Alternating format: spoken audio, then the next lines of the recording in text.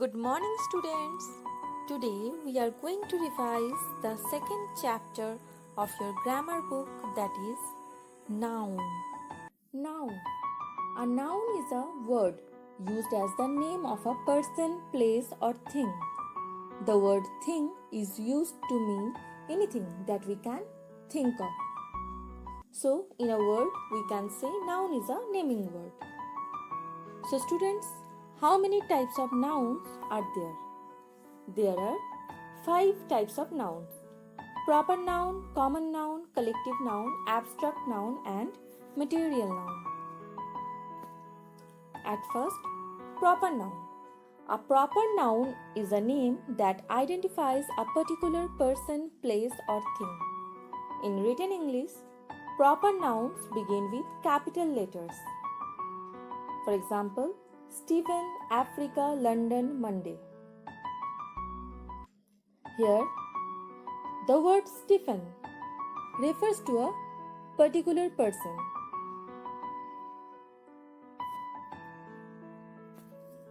Next, common noun. Common noun refer to people, places, and things in general. For example, boy, country, bridge, city, day. Now, the word boy is a common noun because it is a name common to all the boys. Right?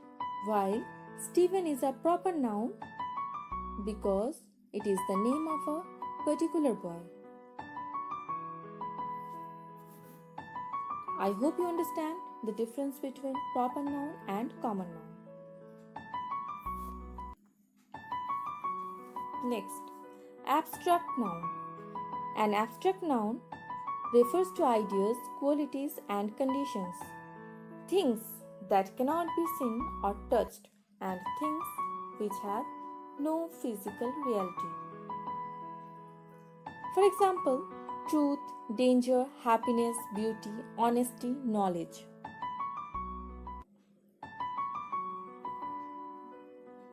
These are the things which we cannot see or touch.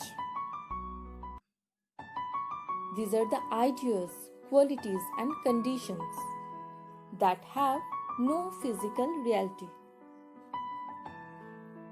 Next, formation of abstract noun. The abstract nouns which are derived from adjectives and common nouns signifying qualities or characteristics are termed as attributive nouns. Examples: excellence from excellent. The abstract nouns which are derived from verbs are called verbal nouns. Examples: protection from protect.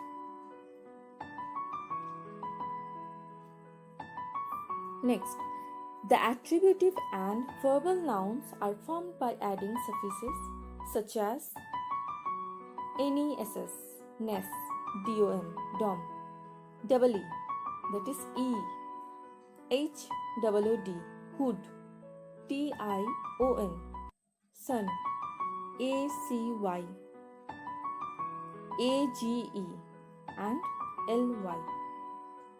For example, weakness from weak, freedom from free, childhood from child, bondage from bond, friendship from friend, and agreement from agree.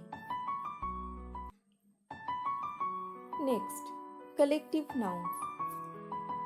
A collective noun denotes a group of individuals, persons, animals, or things forming a unit. For example, class. Here, the word class identifies a group of students. So, collective nouns are the nouns that denotes a group of something. Next, pride.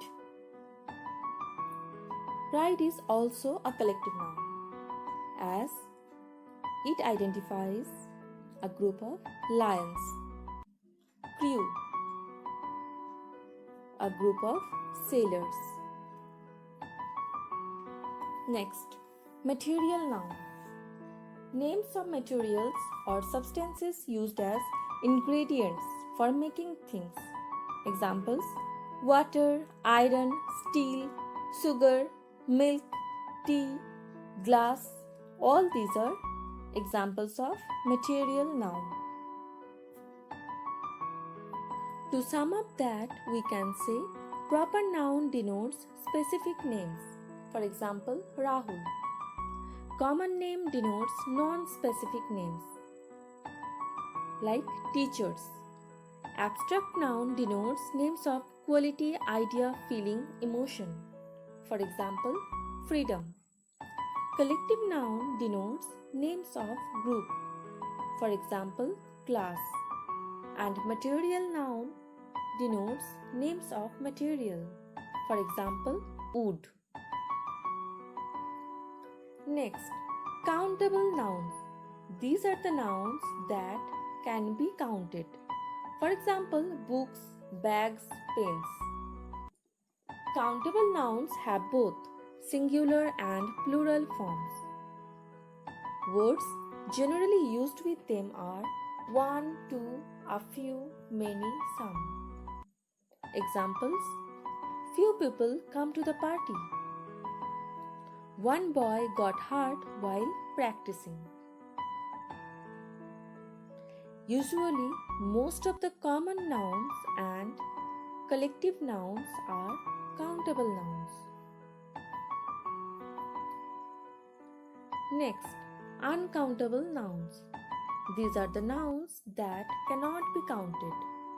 These are the nouns that denote materials, substances, ideas, or concepts which cannot be counted. For example, sugar, milk, tea. We cannot count these things. Words generally used with them are a little, much, some. For example, give me some water. Add a little salt to the curry. Uncountable nouns have singular form only. Usually, most of the proper nouns, material nouns, and abstract nouns are uncountable nouns.